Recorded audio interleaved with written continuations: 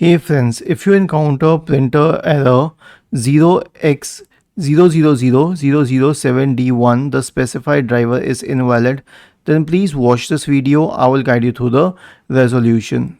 Search for registry editor in the Windows search bar and open registry editor.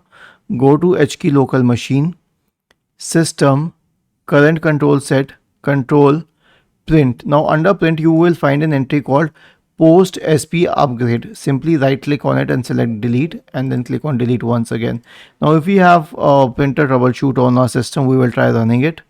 Right click on the start button, select settings from the menu, go to the system tab on the list on the left hand side, scroll down to troubleshoot and then select troubleshooters and then click on run corresponding to the printer troubleshooter.